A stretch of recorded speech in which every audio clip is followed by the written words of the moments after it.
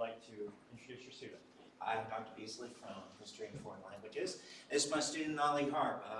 She was in Cultural History this fall, and the assignment was our textbook went up to 2004, so it was to look at the last 20 years, some theme of culture, and what's happened in the last 20 years. And Ollie chose hip-hop.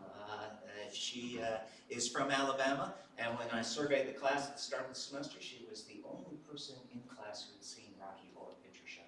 How many of y'all have seen Rocky Horror Picture Show? Look at that, there's almost no students with their hands up. It is a campus, right? Ollie. Thank you. As Dr. Beezley said, I'm Ollie Harp, and today I want to talk to you about the evolution of hip-hop and its impact on popular culture. Alright, so I'm going to break this up into two parts. I'm going to talk about the evolution, and then I'm going to talk about the impact. Now, does anybody know anything about hip-hop? You know some? Do you have a fact? I mean, yeah, so I know that one of the first rap songs was in the late 70s from the Sugar Hill Gang, I believe. Also, I've attended some classes on this, so. Alright, so I'm going to cover the Sugar Hill Gang too. So right here we see DJ Cool Herc, which will be an integral part in the evolution of hip-hop. So, the birth of hip-hop can be traced back to the streets of New York City, specifically the Bronx in the late 1970s. Now this genre serves as a form of expression, a way for people to talk about the post-industrial decline, the political discourse that was happening at the time, and the rapidly changing economy. So you see in this picture right here, we have some setup, and we have a lot of dilapidated buildings around. We have a lot of concrete, and that is going to prove important, so please remember that. Okay, so amidst this ever-changing economy, we had a bunch of block parties, and this is where I said remember the dilapidated buildings, the concrete, because this is where block parties took place.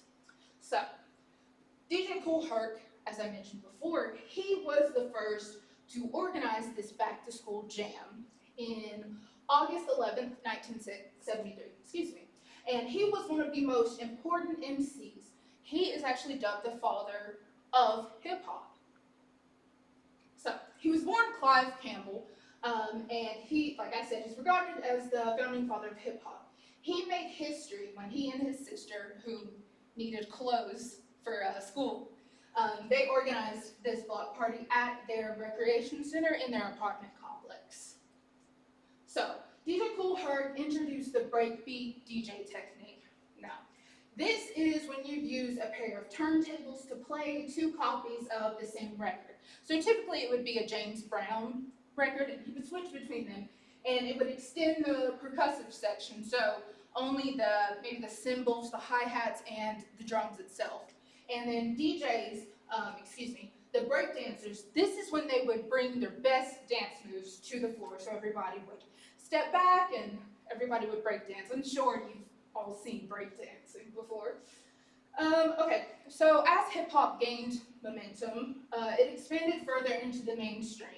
This was, at the time, solely seen as another genre to party to, but in the early 1980s, we saw the commercially successful release of Rapper's Delight by the Sugar Hill Gang, as we see right here, and then The Message by Grandmaster Flash and the Furious Five. So these tracks brought hip-hop to a wider audience. Now moving on to the golden era, which is perhaps my favorite. This was in the early 90s, late 90s. This was the distinctive shift from the sort of dancing genre to a serious political discussion.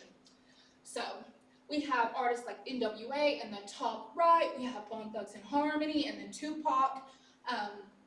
And this distinctive shift, you know, with all of these artists, they started talking about social issues, like in a very mainstream way. And they would talk about political commentary, such as police brutality and the socioeconomic standings of a lot of African Americans at the time. It sort of amplified marginalized groups. So now I want to talk about the impacts. We see Miss Elliott here, who is very influential in early 2000s fashion and whatnot. So hip hop did have a global impact. We see in Germany, we see, Freundeskreis. So these are pioneers of the German hip hop movement in the early 2000s. Then we see Seven Survivor. He is a popular artist in Tanzania. And I'm sure everyone's heard of BTS at this point. But without hip hop, BTS would not be as wildly successful as they are. They rely on a lot of the hip hop beats and whatnot to convey their music. Now, I want to talk about a lot of these impacts here that we don't even really realize that hip hop is effective. So, like fashion, sagging. I'm sure you guys have heard that. Big jeans, big tall tees, that sort of thing. AAVE, African American Vernacular English, so how a lot of African Americans speak. We have musicals like Hamilton. We have cultural norms, art, TV, film, the way we do our makeup, social awareness. The art of sampling was done by hip hop. We have subgenres.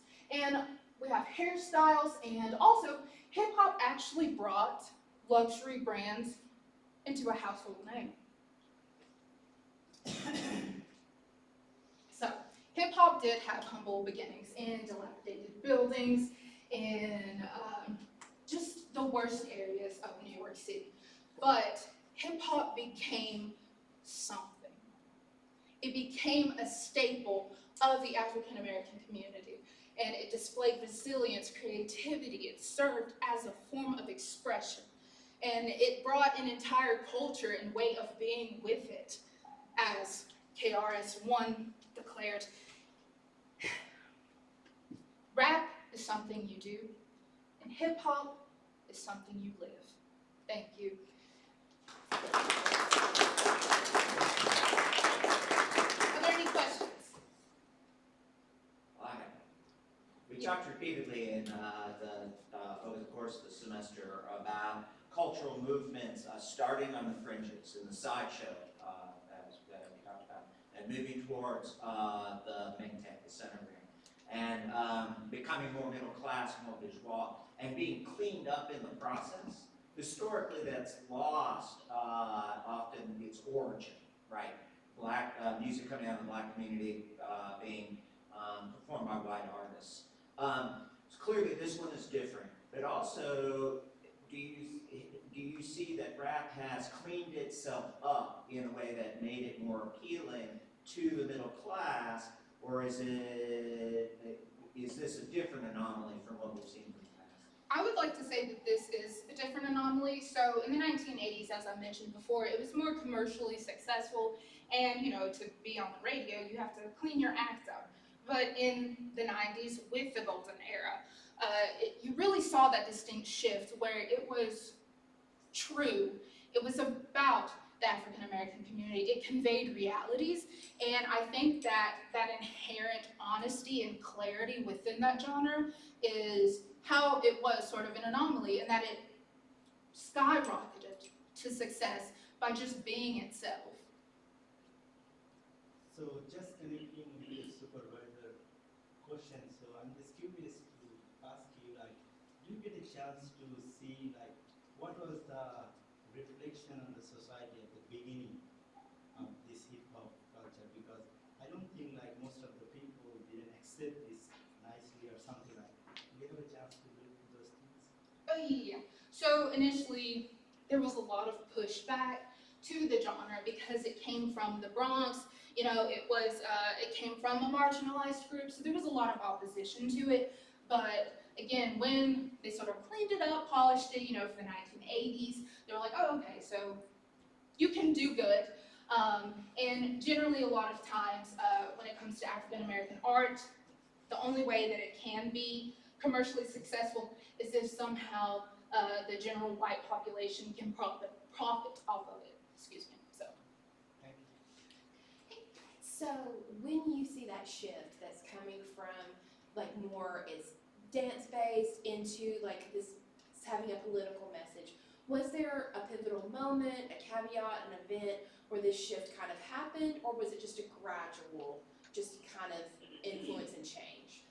I definitely think that it was a gradual change, especially considering the political discourse that was happening in the late 80s, early 90s. It sort of pushed the African American community to really emphasize this genre. Like, hey, we're suffering a lot of police brutality, we're in poverty, we need a way to convey that, to express that, and that's why I think it was a gradual sort of process. Thank you. Any more questions? That means like that the hip hop started with something, but it brings a lot of things, social things together, like their right or if, like the society, what society needs or what need to express or something like this, right? So it's not like itself like a music and dancing, not at all. Yeah. So it's unlike any other genre. It's not really like pop where you generally sing about heartbreak or something like that. Hip hop was really such a pivotal genre because it expressed so many realities that had not previously been touched on in any other genre up until that point. Yes, sir. Kind of a weird question. I don't know. I know about that much about music, so where is it right now? I mean, obviously you talked about it kind of rising. You talked about a plateau. Is it on a rise again now, or is it where are we at right now? It's absolutely on the rise. Okay. Hip hop is the second highest grossing genre in the world, if you can imagine that. What's number one? What's number one? Pop, of course. Pop. It's called pop for a reason. Any other questions? Alrighty, thank you.